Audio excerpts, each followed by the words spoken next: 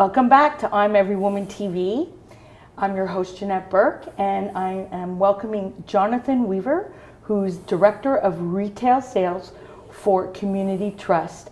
And we're going to learn a little bit about what an RDSP is and why we don't know about it. Welcome, Jonathan. Glad to be here.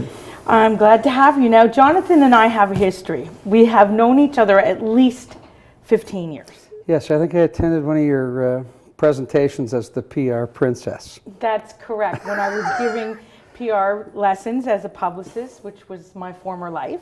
And your former life, you were into speaking and some other stuff, and now you're a banker. How did you make that switch? Well, I think, really it's not a switch. Here's how it's not a switch. Okay. If we look back, 15 years ago, when I first got involved with Peak Performers, we were showing business people ideas, concepts to make their business better. And I'm going to suggest that with the RDSP, the Registered Disability Savings Plan, it's a program most people don't know about. So again, we're in the education business as opposed to the banking business.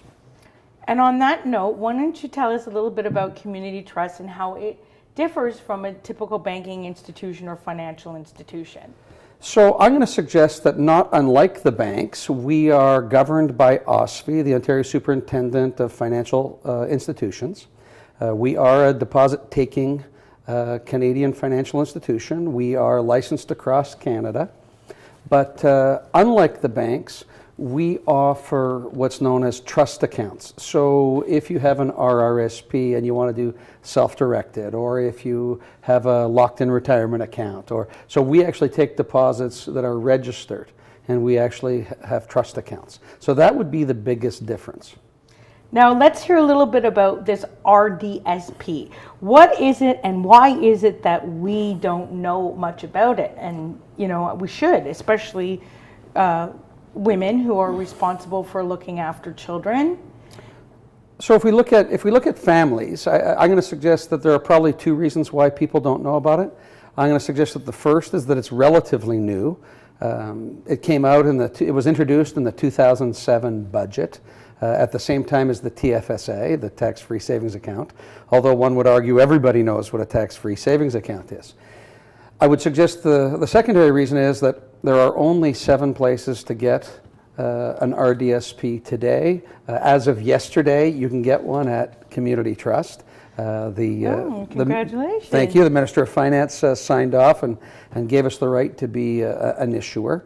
So we now have the Community Trust disability savings plan, and then once they enter into the agreement, it becomes a registered account. So what this RDSP is, in essence, it's not unlike an RESP, a registered education savings plan. Not unlike parents save for their child's education, and the government matches with contributions of 20% to incent you to save for your child's education.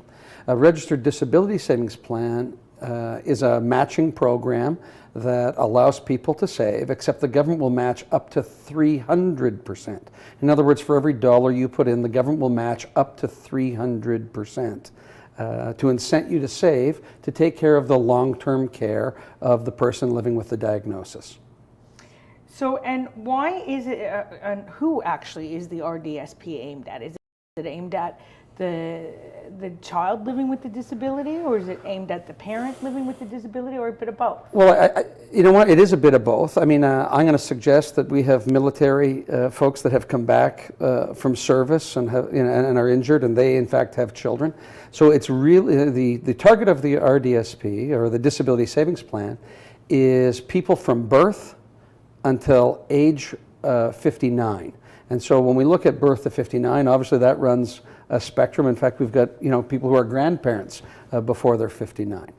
The idea, of course, is if they have what's known as a disability tax credit. In other words, the government has acknowledged that they have some impairment of their ability to enjoy everyday living, whether that's vision, hearing, mobility, the ability to feed themselves, dress themselves, etc. They'll have a disability tax credit, and in fact, they get money back on their taxes.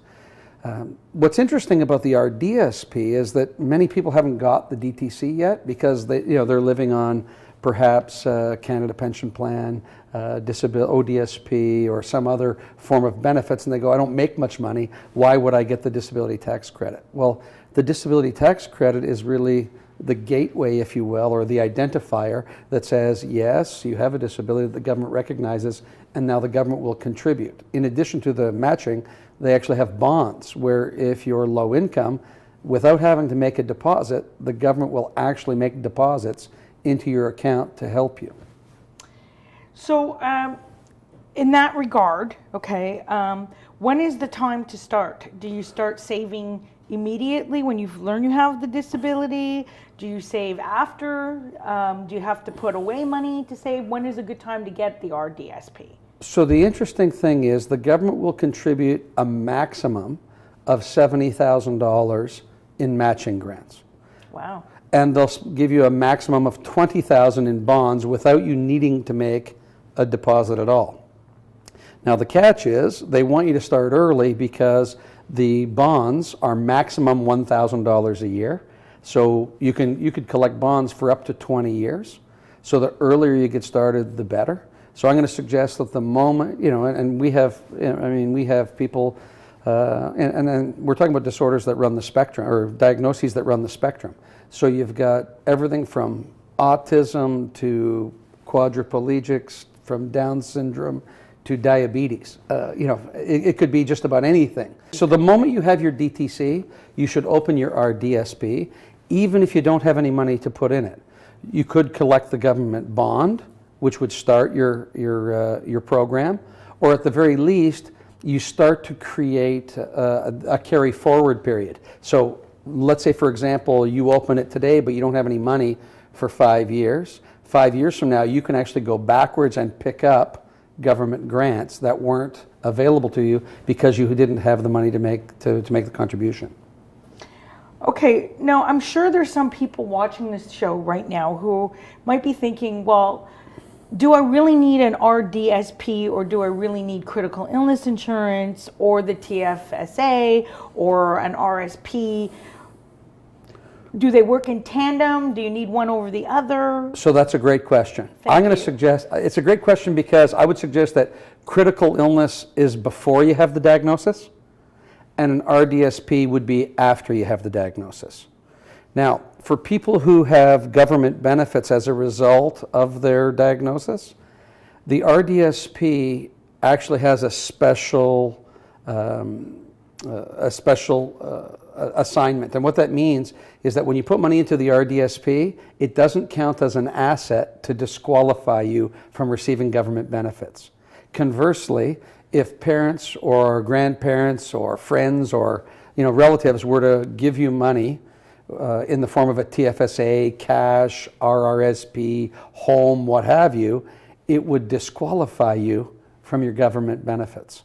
So the power of the RDSP is that you can contribute up to $200,000 into the RDSP, and that asset does not negatively impact any government benefits. So even if you're not getting government benefits today because you're still able to work despite your diagnosis, there may come a point in the future where your diagnosis prevents you from working. You'll want the government benefits, but if your money's in an RRSP, you'll have to deplete the RSP before you can get the government benefits. Now, I think this is very valuable because we may not realize this, but we are a women's show, so I want to make this a fact. The fact is that more women than men suffer heart attacks. Heart disease is one of the biggest killers of women. The next is cancer, and both are disability type things where a registered disability savings plan could really come in handy because when you're afflicted by these type of life-threatening illnesses, it's not just you personally that may have to go through a huge life crisis. It's the whole family because the children, we lead the home, so the children are at risk too. Without a doubt, without a doubt. So this is something that I think is really worth taking advantage of, and it's good that you're bringing it to the forefront by being on the show because a lot of people don't know about this option. Well, I guess what's saddest to me is that there are about, I believe there are about 600,000 people who have a DTC. living in Canada today. So in other words, the government has DTC? disability tax credit. The government has already acknowledged, gives them rebates and credits on their tax returns as a result of their diagnosis. Sadly, only 70,000 have got an RDSP. In other words, there's about 530,000 people that all they have to do is fill in an online application to collect an RDSP with Community Trust. And they would in fact start, and the fact is many of them don't apply because they don't have any money to put in. And the irony is, as of today, if their household income was under $25,000, or if you have a child who's over 18 and making less than $25,000, the government will put $1,000 a year in that account, retroactive to 2008. So in other words, they could sign on the line today and receive $6,000. Come January of next year, they'll get another $1,000, and so on till they get $20,000. That's without a dollar of contribution. Wow, and that could really come in handy. It comes in very handy. And what's startling about that is when you start to look at the additional benefit. So if you have a relative who has an RRSP or some other registered asset, and they've been helping you or helping take care of you, if they were to pass, they can transfer up to $200,000 tax deferred directly into the RDSP, saving up to possibly $90,000 in tax. So when we start looking at future planning, you asked the question earlier, and I guess I want to reiterate because you made the point. The moment you have the diagnosis is the best time to open an RDSP. Okay, so we're running a little bit at a time, and I want to make sure that we mention two things on your behalf. Sure. The first is we want to mention your website because the viewers can go to the website and actually get some information from you, and there's an application. So that is www.communitytrust.ca. Again, www.communitytrust.ca. This is Jonathan Weaver. He's the Director of Sales Retail Products for the company. He'd love to help you out. He'd love to make sure that your family has a much better life. And if they have any questions, they can actually call me direct. Okay, let's hear your phone number. 416-528-8028. Happy to answer any questions. I actually had a couple calls yesterday from lawyers who work with families because the RDSP is so, ill understood. Right. Well, and it's a good thing that we're getting it out today. So I also want to mention that you have an awesome giveaway that I would like my fempreneurs and my viewers here, my women viewers, to have a chance to claim by being the first to call me at 416-802-0655. Again, 416-802-0655, and we'll follow up with you. That giveaway is you're giving away a $250 RSDP.